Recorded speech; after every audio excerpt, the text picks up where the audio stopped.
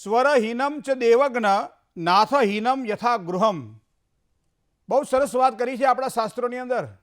કેટલા પ્રકારના અલગ અલગ શરીરના સંસાધનોને શુદ્ધ રાખવા માટેના શાસ્ત્ર આપણા નિયતિમાં આપણા સાથે જોડાયેલા છે.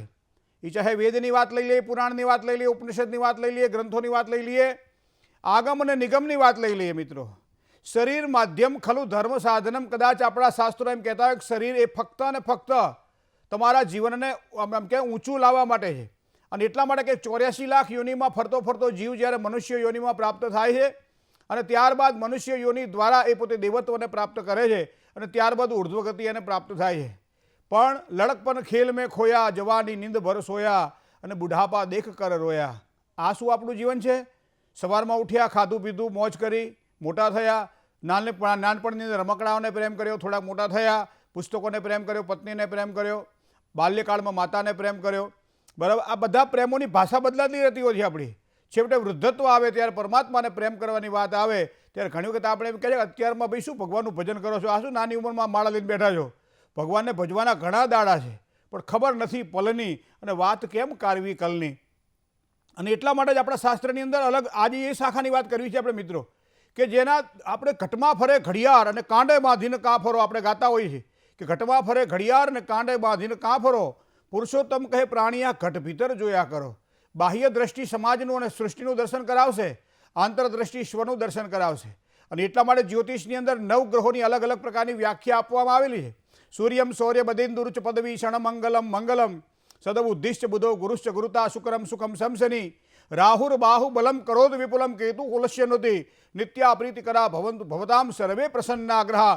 પ્રસન્ન બનેલા ગ્રહો આપે શું? દરેક વસ્તુની અલગ અલગ વ્યાખ્યા શાસ્ત્રમાં બતાવવામાં આવેલી છે. પણ આ બધી બાહ્ય દ્રષ્ટિ છે. અને એટલા માટે ભગવાન ગણપતિને આપણે પૂજીએ છીએ દરરોજ. પ્રથમ પહેલાં સમરીએ રે સ્વામી તમને સુંઢાળા. કારણ કે જ્ઞાનના દેવતા છે. જ્ઞાન બાહ્ય દર્શન નહીં, જ્ઞાન આંતરિક દર્શન કરાવે છે. અને એટલા માટે જે આંતરિક દર્શન કરાવવાવાળો કોઈ કદાચ શાસ્ત્ર આપણામાં હોય તો એ શાસ્ત્ર છે સ્વરોદય, સ્વરનો ઉદય. સ્વર જો માણસ જ્યારે જન્મે ત્યારે પ્રથમ શ્વાસ પૃથ્વી ઉપર લે છે ત્યારે, અને માણસ જ્યારે પૂર્ણાહુતિ શરીરની કરે છે અને એવા સમયે છેલ્લો શ્વાસ એનો પૂરો થઈ જાય છે ત્યારે આ શ્વાસથી શ્વાસની ગતિનું જે માપ છે એનું નામ છે જીવન. એ જીવન પૂરું થાય પછી બહુનામ જન્મનામ તે ઘણા બધા કરેલા પુણ્ય પાપના આધારે શરીરને ભોગવવું પડતું હોય છે. અને ત્યારબાદ સારા કર્મ ભોગવવાના હોય ત્યારે સારી સફળતા અને દરેક પ્રકારે કાર્યમાં યશ અને ઉજ્જવળ કારકિર્દી માટે યોગ્ય તકો પરમાત્મા આપે છે. પણ જ્યારે ખરાબ દિવસો શરૂ થઈ જાય ત્યારે હળોહળ ખરાબ દિવસો શરૂ થવા ચાલુ થાય. તો આવા સમયે આ વસ્તુ આપણને શેના દ્વારા સમજાય છે? તો એ સમજવા માટે કર્મની ગતિને ઓળખવી રહી. કર્મણા ગહનો ગતિ, કર્મની ગતિ ગહન છે. પણ યોગ કર્મસુ કૌશલમ, ગીતાજીના સિદ્ધાંતોને યાદ કરવા પડશે મિત્રો. યોગ કર્મસુ કૌશલમ, કોઈ પણ કર્મને કુશળતાપૂર્વક કરીએ. માણસ એમ કે પાપ અંધારામાં કરે જ માણસ અને બધા પુણ્ય દેખતા કરે છે. પણ પાપ ને પુણ્ય આપણે ભલે સૂર્યનારાયણને જોતા નથી, ચંદ્રનારાયણના દર્શન નથી કરતા, મતલબ નભોમંડળની અંદર આ દેવતાઓ કંઈ અસ્ત નથી થતા, પણ આપણને દેખાતા બંધ થાય છે. અને એ આપણે જોવે છે. એમ કહેવાય છે કર્મના કુંડાળાની અંદર જે વ્યક્તિ પરિભ્રમણ કરતો હોય એને જોવે છે. અને એ જોવાનું બીજું એક શાસ્ત્ર છે, એનું નામ છે સ્વરોદય, સ્વર વિજ્ઞાન. મા પાર્વતીને ભગવાન શ્રી સદાશિવે જે જ્ઞાન આપ્યું હતું એ જ્ઞાન છે સ્વરનો ઉદય. સ્વરોદય કેવી રીતે જાણવું? પહેલાં તો સ્વરોદયની વ્યાખ્યા તમને સમજવી રહી. સ્વરોદય એ શેના માટે છે? તમને એક જ વસ્તુ કહું કે કોઈ પણ સ્વરહીનમ ચ દેવગ્ન. દેવગ્ન એટલે જ્યોતિષી, જેને જોશ જોવાના છે, જેને બીજાનું ભવિષ્ય ભાખવાનું છે. ગ્રહોની અંદરથી વાત કરીએ, આધ્યાત્મિકતાની દ્રષ્ટિએ વાત કરીએ, પરાવિજ્ઞાનની વાત કરીએ, શાસ્ત્રની વાત કરીએ, અંદર રહેલી ઉર્જાની વાત કરીએ, અને અલગ અલગ આ પ્રકારે વિષયો દ્વારા કોઈ પણ વ્યક્તિને યોગ્ય માર્ગદર્શન આપે. અને એ દેવની પંક્તિમાં જે વિરાજમાન થાય છે એને દેવગ્ન કહેવામાં આવે છે. અને એટલે કીધું છે કે મંત્રે તીર્થે દ્વિજે દેવે દેવગ્ને ભેષજે ગુરો યાદ્રશી ભાવના યશ્યમ સિદ્ધિર ભવતી તાદ્રશી. તમારી જેવી ભાવના હોય એવું ફળ આટલી વસ્તુ આપે છે. એક તમે જે મંત્ર કરો છો, મંત્રની અંદર તમારી પોતાની આસ્થા હશે, તમારી પોતાની શ્રદ્ધા હશે, તમારું પોતાનું બળ ઉમેરાશે અને એવા સમયે મંત્ર ફળ આપે છે. તીર્થની અંદર તમે પરિભ્રમણ કરો ત્યારે બે વસ્તુ છે. ક્યારેક ક્યારેક માણસ મનની સાથે તીર્થને કરે અને યાત્રા કહેવાય છે, અને ખાલી શરીરને ફેરવે બધું જોવાનું જોવે બધું કરે છે એને પ્રવાસ કહેવામાં આવે છે.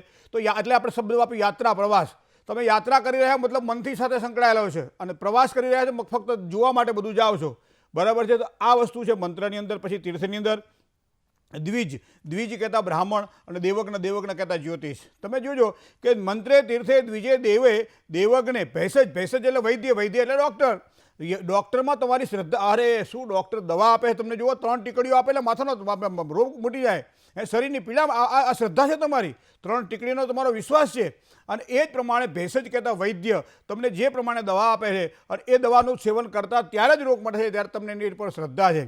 ભેષજ અને ગુરુ મહારાજની ઉપર કોઈ દાડો શંકા કોઈ વ્યક્તિ કરતો નથી. ગુરુ બિન જ્ઞાન અને નિપજે, ગુરુ બિન મીટે નહીં ભેદ, ગુરુ બિન સંશય ના ટળે ચાહે પઢલો ચારો વેદ. અને એવા સમયે ભગવાન શિવ ગુરુ બની અને પાર્વતીજીને વિદ્યા પ્રદાન કરે છે અને એ વિદ્યા એ સ્વરોદય છે. અને સ્વરોદય વિજ્ઞાનની અંદર બતાવ્યું છે કે સ્વરહીનમ છે દેવજ્ઞ. સ્વર જે જાણતો નથી, દેવજ્ઞ કહેતા દેવજ્ઞ નથી, જ્યોતિષી નથી, સારું જ્ઞાન નથી આપી શકતો. નાથ હીનમ યથા ગૃહમ, ઘરની અંદર કોઈ વડીલ મોભી નથી તો એ ઘર નકામું છે. ઘરની અંદર કોઈ એનો માલિક નથી તો એ ઘર નકામું છે.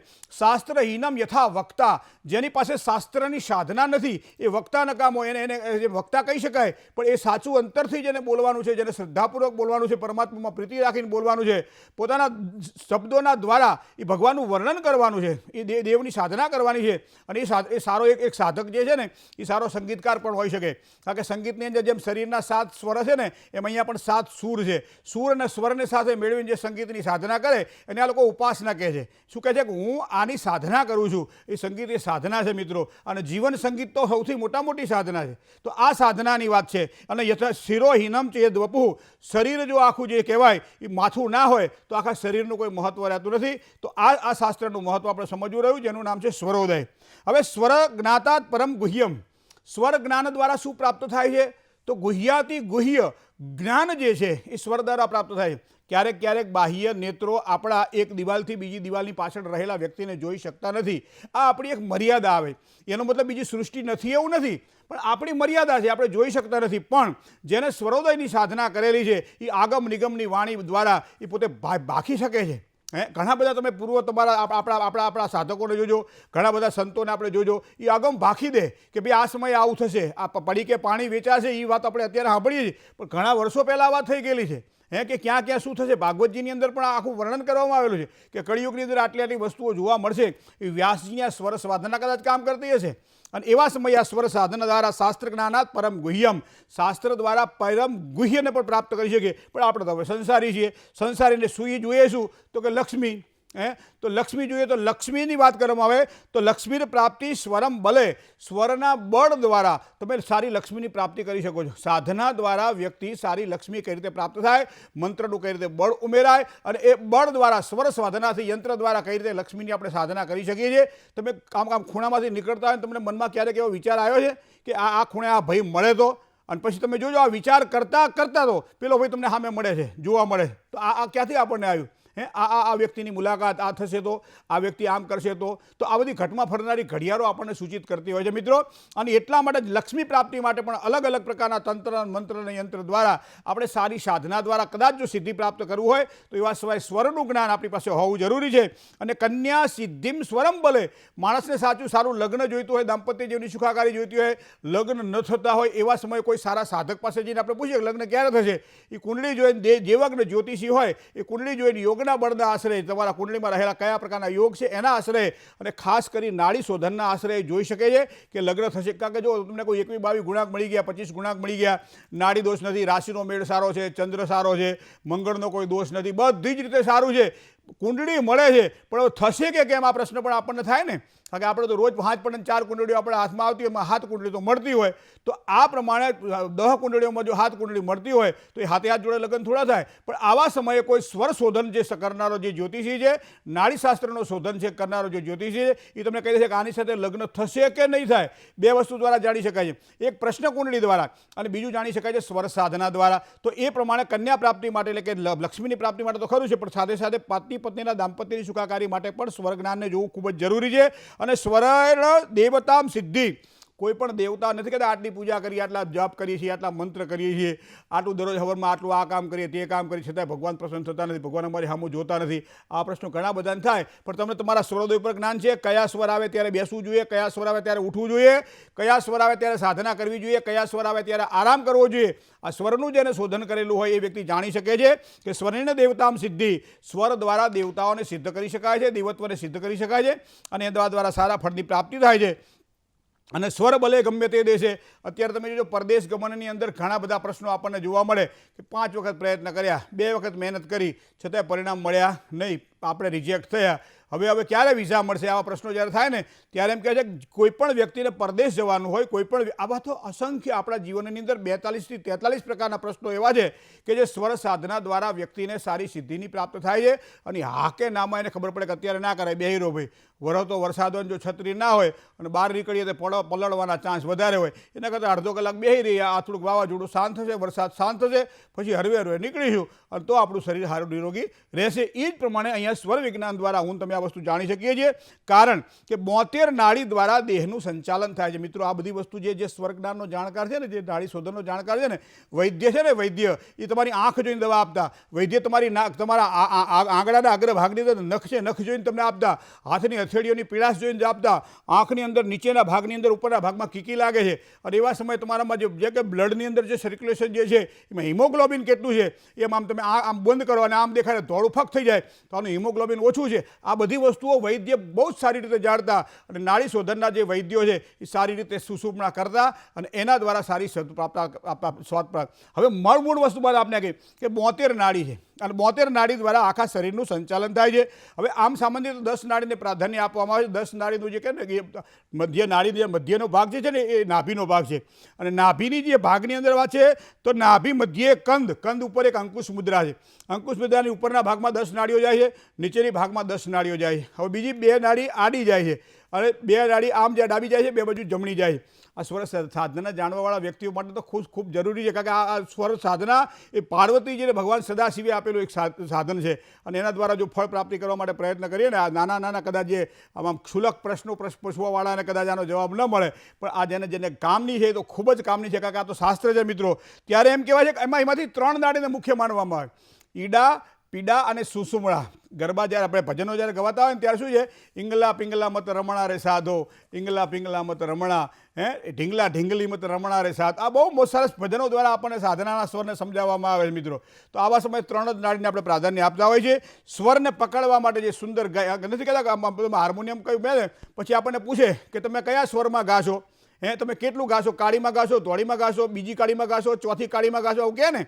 સ્વર સાધનાવાળો છે ને તમારા સૂરને પકડે, કંઠને પકડે અને એના દ્વારા હાર્મોનિયમ દ્વારા બીજા બધા જે યંત્રો, જે સાધનો છે અને એના દ્વારા સાચો સ્વર કહેવાય એને પકડી લે અને એ સાચો સૂર તમારા સૂરની અંદર પૂરાય તો તમારી સાધના સફળ થાય, તમારું ગાયેલું સફળ થાય. બાકી બીજી કડીમાં કાળીમાં ગાતા હોઈએ અને ચોથી કાળીમાં ઉપાડીએ, અરે ચોથી કાળીની ઉપર હાર્મોનિયમના બધા સ્વર પૂરા થઈ જાય ત્યાં સુધી તો આપણે ખેંચતા હોઈએ લાંબો આલાપ, એવા સમયે ક્યાંક તકલીફ રહેતી હોય મિત્રો. તો સ્વર સાધના દ્વારા 3 જ સાધના નાડીને મુખ્ય માનવામાં આવે: ચંદ્ર નાડી, સૂર્ય નાડી અને સુષુમ્ણા નાડી.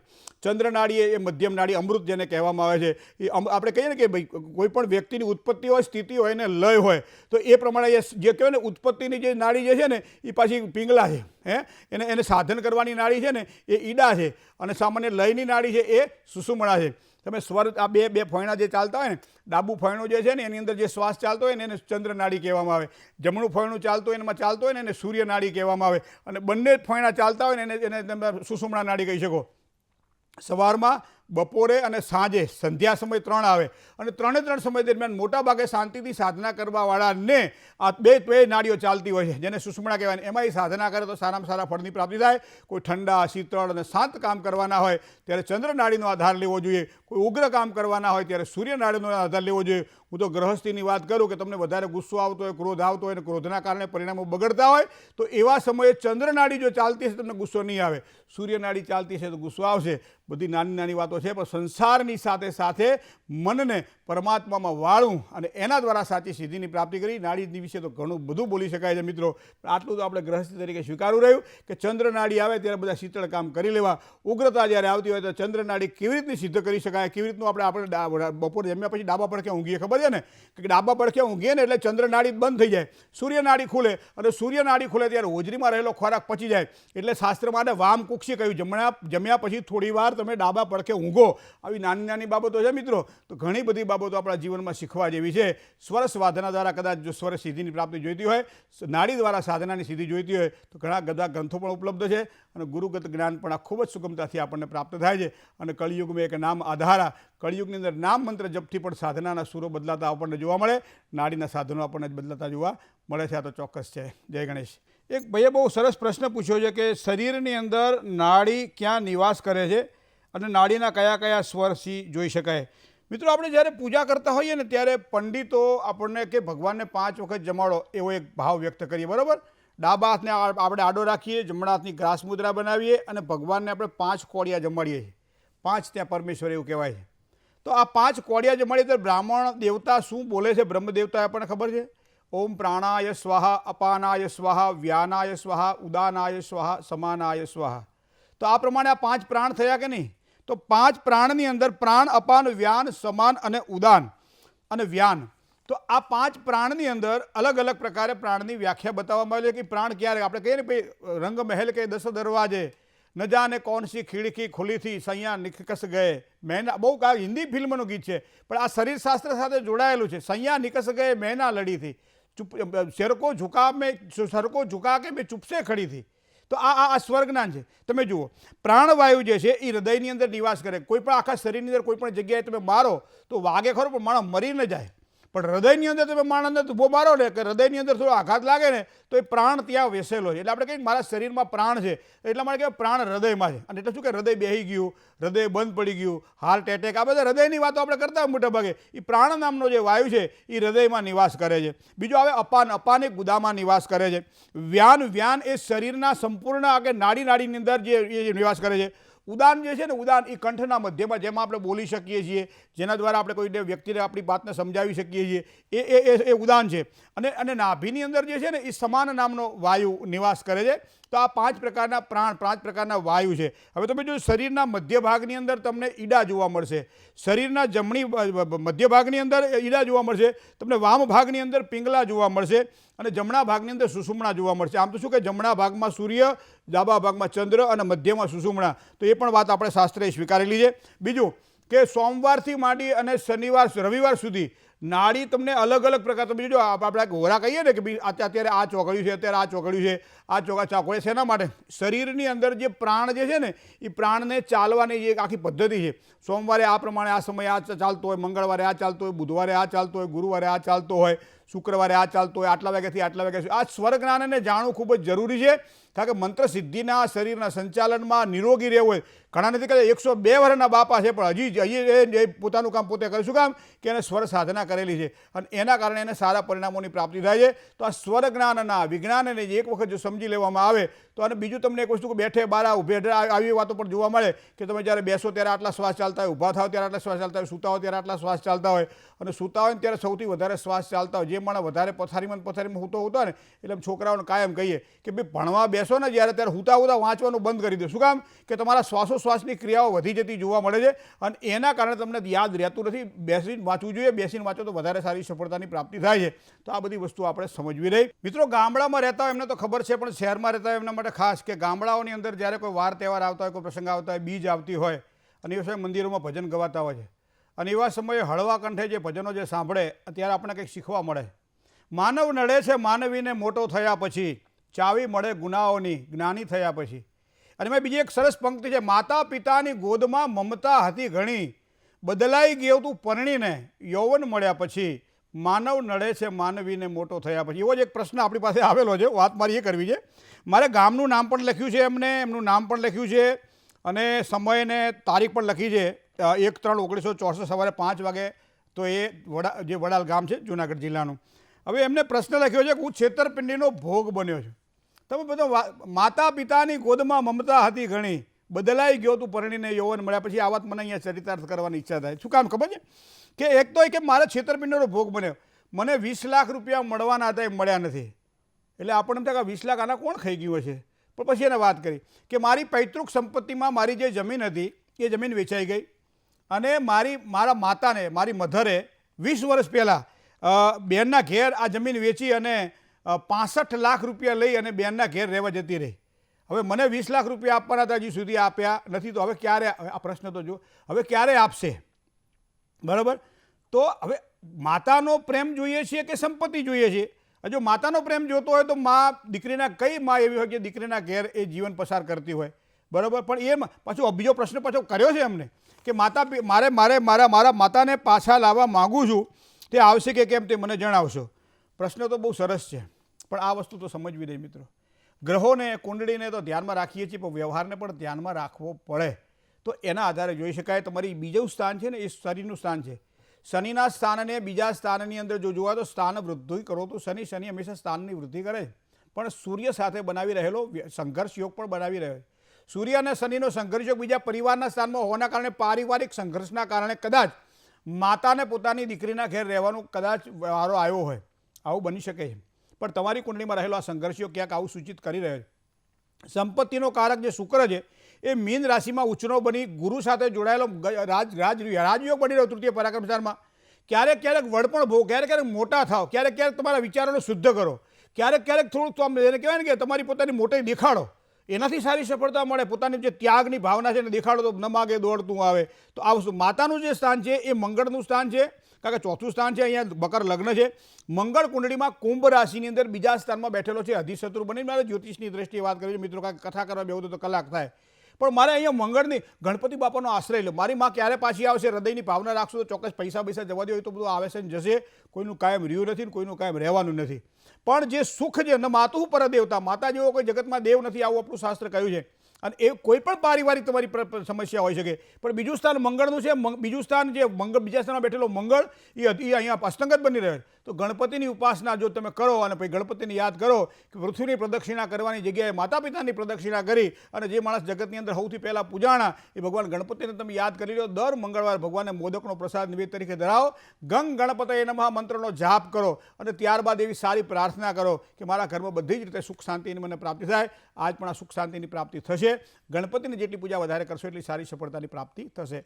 જય ગણેશ. મિત્રો એક ટપાલ આવી છે. જો આને ટપાલ કહ્યું, પહેલાં શરૂઆતમાં ગોરબા પાય લાગુ એટલે ગામડાનો શબ્દ છે. બાળકની જન્મપત્રિકા છે, નામ છે હર્ષ, 5/12/2001, 5/12/2001. જન્મ સ્થળ છે રાત્રે 1:53 ડીસા, 1:53 ડીસામાં જન્મ છે. પુષ્ય નક્ષત્ર, મંગળવાર. ઓસ્ટ્રેલિયા અભ્યાસ માટે મોકલવો છે. વિષય એ છે સવિને જાણવાનું કે અમારા પુત્રને અમારે અભ્યાસ માટે ઓસ્ટ્રેલિયા મોકલવો છે. તેના માટે 2 વખત પરીક્ષા આપેલ પણ બંને વખત 2 કે 3 માર્ક્સ માટે નાપાસ થયેલ છે. તો અમે શું કરું તે બાબતે આપશ્રીનો શું અભિપ્રાય છે તે જણાવવા વિનંતી. જ્યોતિષ શાસ્ત્રના માધ્યમથી જ્યારે આપણે અભિપ્રાય આપવાનો હોય ત્યારે કુંડળી આપણને એ સૂચવી રહી છે. પરદેશ જવા માટે કુંડળીમાં ખાસ કરી અને 12મું સ્થાન જોવાતું હોય છે અને 9મું સ્થાન જોવાતું હોય છે. પરદેશમાં માતા પિતાથી દૂર જવાનું હોય, પરિવારજનોથી દૂર જવાનું હોય, સ્વજનો સ્નેહીઓથી દૂર જવાનું હોય અને પોતે એક સારી એક પોતાની એક જીવનની એક કારકિર્દી બનાવવાની હોય અભ્યાસ દ્વારા, ચાહે વ્યવસાય કે કાંઈ પણ રીતે, ત્યારે આ જોવાનું. આપે કહ્યું એ પ્રમાણે અભ્યાસના સ્થાનનો સ્વામી એ મકર રાશિ છે. મકર રાશિનો સ્વામી શનિ છે. શનિ અહીંયા કુંડળીમાં જો જોવા જઈએ તો ભાગ્યસ્થાનમાં બેઠેલો છે, વૃષભ રાશિનો હોવાના કારણે આપે કહ્યું એ પ્રમાણે 1 કે 2 માર્ક માટે રહી જાય છે. તો એનું મૂળ કારણ આ છે. બીજું, વૃષભાધિપતિ શુક્ર, ભાગ્યસ્થાનનો માલિક જે છે એ શુક્ર છે. શુક્ર વૃશ્ચિક રાશિમાં અધિશત્રુ બની તૃતીય પરાક્રમ સ્થાનમાં બેઠેલો. શોર્ટ મુસાફરી એટલે કે ભણવા અભ્યાસ માટે જવાનું હશે તો એના માટે શ્રેષ્ઠતા રહેશે. પણ એ અભ્યાસ પછી પણ ત્યાં જ સ્થિર થાય ઓસ્ટ્રેલિયામાં પોતે, તો એ થોડું ઓછું, કારણ કે હંમેશા ભાગ્યસ્થાનનો માલિક તૃતીય સ્થાનમાં બેઠેલો હોય ત્યારે ટૂંકી મુસાફરીઓથી વધારે સારો લાભ કરાવે. લોંગ જેને કે લાંબા સમય સુધીનો સ્ટે, રોકાણ એને કદાચ ન ફાવે, અથવા તો કંઈક પ્રતિકૂળતા અનુકૂળતા, અથવા તો થોડી મહેનતથી કરી આગળ. પણ મારે આપણે કહેવું છે શુક્ર બુધ સાથે જોડાયેલો છે. સૂર્ય અને બુધ પણ સાથે જોડાયેલો છે. હવે 23મું વર્ષ અત્યારે ચાલે છે.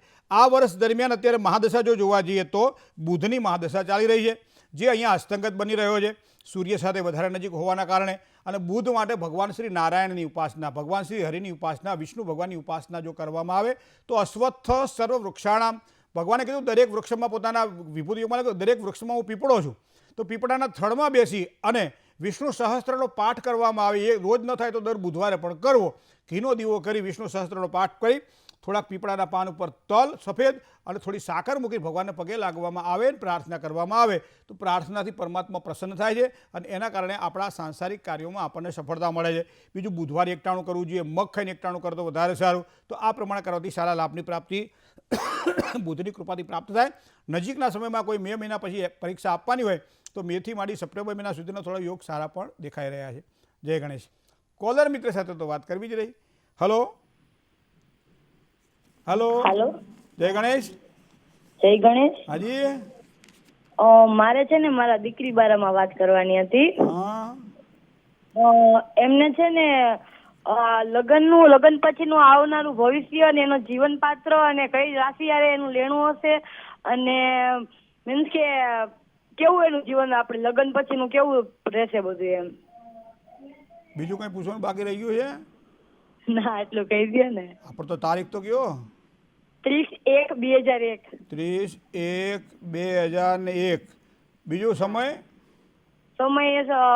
સાંજે 6:30 થી 7 ની વચ્ચે છે. હવે આટલો બધો ટાઈમનો ફેરફાર હોય તમે આટલું બધું ઝીણું ઝીણું પૂછો ક્યાં મેળ પડે? તમે બધા ઘઉં ચાળો છો કે નહીં? હે બેન, હા ઘઉં ચાળો છો ને? હા પછી ચાયણો જે હોય એના કાણા પ્રમાણે ઘઉંમાંથી કાંકરા નીકળે ને? હા મોટા મોટા રાખો તો કાણા ઘઉં નીકળી જાય ને? હા. એમાં અડધો કલાકનો ટાઈમ તમે આપો આમ તો બધું પૂરું થઈ જાય. મારે ઘઉં નીકળી જાય કાંકરા નીકળી જાય પછી કેવું છે બહુ સારું. ચલો ગણપતિ બાપા મોરી એમ કહેવાનું. લગ્ન જીવનની સારી સુખાકારી માટે પહેલાં તો લગ્ન થવું જરૂરી છે. ઘણી વખત એમ કે ભાઈ હનુમાનજી મહારાજને રોજ પ્રાર્થના કરે, પરમાત્મા દાયો છું, ભગવાન રામના કામ કર્યા છે, રોજ તારી પૂજા કરું છું, સેવા ભક્તિ મને કંઈક ફળ આપ, મને કંઈક ફળ આપ. પછી એ રોજ ભગવાનને પ્રાર્થના કરે મને કંઈક ફળ આપ, મને એક સારી લોટરી લગાડી દે, મને સારી લોટરી લગાડી દે, રોજ ભગવાનની પૂજા કરે મને લોટરી લગાડી દે. હવે આ તો એક લોક સાહિત્યમાં હાસ્યનો એક પેલો આવે છે. ભગવાન હનુમાનજી મહારાજ બહાર નીકળ્યા અને એક લાફો માર્યો પેલા. શું કામ? કે પેલા લોટરીની ટિકિટ તો લે પછી તારી લોટરી લાગે. એમ અહીંયા કુંડળીમાં પહેલાં લગ્ન તો થવા દો પછી બધા જ હારાવાના થવાના છે. પણ લગ્ન માટે તુલા રાશિનો મંગળ ચોથા સ્થાનની અંદર સ્વભાવની ઉગ્રતા આપે, દાંપત્ય જીવનમાં કંઈક ખટરાગ ઊભા કરાવડાવે, માનસિક અશાંતિ આપે તો અત્યારથી ગણપતિની પૂજા ચાલુ કરાવી દો. ગણપતિની પૂજાની અંદર સંકટનાશક ગણેશ સ્તોત્રનો પાઠ, ઓમ ગંગ ગણપતયે નમઃ મંત્રના જાપ, મંગળવારે એકટાણું કે ઉપવાસ, ગોળનું ભોજન કરવું અને એક તાંબાની સાદી વીંટી જમણા હાથની ત્રીજી આંગળીએ પહેરવામાં આવે અથવા તો મંગળના યંત્રની પૂજા કરવામાં આવે. સફળતા ત્યાં મળે છે બેન, બાકી તો બધી જ વસ્તુઓ સરળતાથી પ્રાપ્ત થશે. જય ગણેશ. એક કોલર મિત્ર સાથે વાત કરીએ. હલો ગણેશ. જય ગણેશ. હા, મારા દીકરાની વાત કરવી. હા, દીકરાનું નામ? નિલેશ. નિલેશની જન્મ તારીખ? 11/9/86. 11/9/1986. સમય? સમય બપોરના 2:15. બપોરે 2:15. જન્મ સ્થળ? જામનગર. બરાબર. શું પ્રશ્ન હતો? લગ્નનો પ્રશ્ન હોય એને સગાઈનું તો કે 15 વર્ષ ત્યાં ગોતી પણ એનો મેળ નથી આવતો કે આવે હા પાડી જાય ને પાછા મેળ આવતો. એટલે ભાઈ કરે છે શું? રેડીમેડ કપડાનું એક કાલાવડમાં દુકાન. બરાબર. હવે એનો તમે અર્ક વિવાહ કરાયો તો? હા, બધું કર્યું છે એમ તો. બધું નહીં, અર્ક વિવાહની વાત કરો. ડાયા બહુ પાછા, દોઢા બહુ. અર્ક વિવાહ કર્યો તો? હા. હવે તો લગ્ન નથી થયા હજી? હે? હા, બોલો. હા, કરો છો. હવે મને ખબર નહીં પડતી. કોઈ પણ પ્રશ્ન જ્યારે આપણે પૂછે બધું અમે કરાયેલું છે પણ ડૉક્ટર પાસે ગયા, બધી દવાઓ લીધી, ઓપરેશન કરાયા, પાછા તો રોગમાંથી મુક્ત કેમ ના થાય? એ જ રીતે તમે કોઈ પણ પૂજા જ્યારે કરતા હોય ત્યારે શ્રદ્ધાવાન લપતે શુકમ ચોથા સ્થાનમાં રહેલો રાહુ, 12મા સ્થાનમાં રહેલો શનિ, આ બંને લગ્નયુગમાં વિલંબ કરાવડાવે. તમે વિચાર કરો કે 38મું વર્ષ ચાલે અત્યારે. હવે આ તો પૂર્ણાવતીનું વર્ષ હે. હવે 1-2 વર્ષમાં લગ્ન થઈ જવા જોઈએ 40 વર્ષ પહેલાં તો. પણ અહીંયા મૂળ કારણ છે વૃશ્ચિક રાશિનો શનિ. હું દરેક દર્શકોને કહેતા હોઉં છું મિત્રો કે વૃશ્ચિક રાશિમાં જ્યારે શનિ હોય ત્યારે દાંપત્ય જીવનની અંદર જેના લગ્ન થઈ ગયેલા હોય ને એને ખૂબ સાચવીને રહેવાનું રહેશે. કારણ કે મન એવા મનુષ્યાણમ કારણમ બંધ મોક્ષયો. તમે તમારા બંધનનું, તમે તમારા મોક્ષનું કારણ છો. તો શનિ મહારાજને કેમ ભૂલવા? કારણ કે કર્મનો કારક દેવ શનિ છે અને એ પાછો 12મા સ્થાનમાં અહીં તો બેઠેલો છે કુંડળીની અંદર. તમે કહો છો એ પ્રમાણે દીકરાની કુંડળીમાં બધું જ કરાવી નાખ્યું છે. તો દેવતાઓનું તો કોઈ કર્યું છે, તમે તમારું પોતાનું કોઈ કર્યું નથી. પણ મને લાગે છે ત્યાં સુધી શનિ મંડળની મહાપૂજા યોગ્ય રીતે જો કરાવવામાં આવે, કોઈ ગોર બાપાનો સારો આશ્રય લઈ એક વખત અર્ક કારણ કે ચોથા સ્થાનમાં રાહુ મોટા ભાગે લગ્ન યુગમાં વિલંબ કરાવડાવે. બેન થોડું ધ્યાન રાખજો, કારણ કે હવે આ વર્ષ એના માટે સારામાં સારું વર્ષ છે. એટલું હું કહી શકું કે જન્મસ્થાનથી પશ્ચિમ દિશામાં લગ્ન યોગની શક્યતા છે. મિથુન રાશિ, સિંહ રાશિ, વૃશ્ચિક રાશિ અને વૃષભ રાશિ 4 રાશિથી સારું લેણું પણ દેખાય છે. બધું કરાવી નાખ્યું તો થોડું કરાવી લેજો, વધારે કોઈ વાંધો નહીં, કરવા વાંધો નહીં. લાપસીમાં થોડું ઘી વધારે પડી જાય તો કોઈ ટેન્શન નહીં, તો લાપસીમાં છે, ઘી ઢળ્યું તો ખીચડીમાં, બરાબર. કોઈ ગણપતિ બાપા મોરિયા, જય ગણેશ. બીજા એક કોલર મિત્ર સાથે વાત કરીએ. હલો હલો હલો હલો, જય ગણેશ. જય ગણેશ. જી મારે મારા પતિ વિશે પૂછવું હતું. આજે એમની જન્મ તારીખ છે 4/3/68 અને જન્મ સ્થળ છે જંબુસર તાલુકાનું ગામેઠા ગામ. 4/3/68. હા, આજે સમય? બર્થડે છે એમને. સમય નથી ખબર. હા, તો એમનું ભવિષ્ય કેવું રહેશે? તમે હેપી બર્થડેમાં કેક કાપી છે કે પછી ખુખડી બનાવવાના છો માતાજીની? ના ના ના ના, એવું કશું કરતા નહીં. અમે તો કેક બેક નહીં કાપતા, શીરો બીરો બનાવી દઈએ. હવે હું કાપવાની એમ 56 એ કશામાં માનતા જ નથી. એવું કે એક વર્ષ ઓછું થઈ ગયું, શું કરવાનું? બહુ પણ મજાની વાત તમે કરી હો. એ વરસ એક વખત ભૂલવા માટે જ આ બધું છે કે ભાઈ મારા આટલા વર્ષ ઓછા થઈ ગયા, પણ સફળતા, સુખાકારી, શાંતિ આ બધી બાબતોની અંદર કુંડળી યોગ્ય છે. પણ ચડાવ ઉતાર પણ જીવનમાં જોવા મળે છે, દરેકને જોવા મળે, એવા આપણને જોવા મળે છે. સિંહ રાશિનો ગુરુ ચોથા સ્થાનની અંદર હોવાના કારણે જે આપણા પોતાના હોય એના દ્વારા જ ક્યારેક પીડા અનુભવાય, એવા આ સિંહ રાશિના ગુરુના સંદેશ આપણને આમ મોટી કરેલી આપણી છે, સ્વાભાવિક છે, ઘરમાં વડીલ છીએ, કામકાજ તો કરવું પડે અને બધાને સાચવવા પડે. પણ હવે બીજું સ્થાન હું તમને કહું, મંગળ બેઠેલો છે રાહુ અને શનિ સાથે યુતિમાં, થોડો ક્રોધ શાંત કરી દે ને ખૂબ જ સારી સફળતા મળે. બીજું, ભગવાન ગણપતિને યાદ કરે. દર મંગળવારે ભગવાન ગણપતિને ધરો અને ગોળ ચડાવે, જાસૂદનું લાલ પુષ્પ ચડાવે અને સંકટ નાશન ગણેશ સ્તોત્રનો પાઠ કરે. 12 મહિના એમના માટે ખૂબ જ સારા છે. આ વર્ષ તો સારું છે, 12 મહિના પણ ખૂબ સારા જવાના છે. બીજી વાત, બુધ અને શુક્રનો લક્ષ્મી યોગ બની રહ્યો છે. ધીમી ગતિએ પણ મક્કમતાથી સારી સફળતા મળશે. 56 થી 66, 10-12 વર્ષ હજી થોડીક મહેનત કરીને કમાવાનું છે, થોડી જવાબદારી માથે છે, એ પણ પૂરી થશે. ગણપતિ બાપા મોરિયા, જય ગણેશ. એક કોલર મિત્ર સાથે વાત કરીએ. હલો હલો હલો, જય ગણેશ. જય ગણેશ. બોલો બોલો. 2/6/2003. કોની છે? મારું નામ, મારું પોતાનું કરણ ડંકારિયા. કરણ ડંકારિયા. 2003. 2/6/2003 રાત્રે 9:15 વાગે. બરાબર. અને જામનગર જન્મસ્થળ. બરાબર.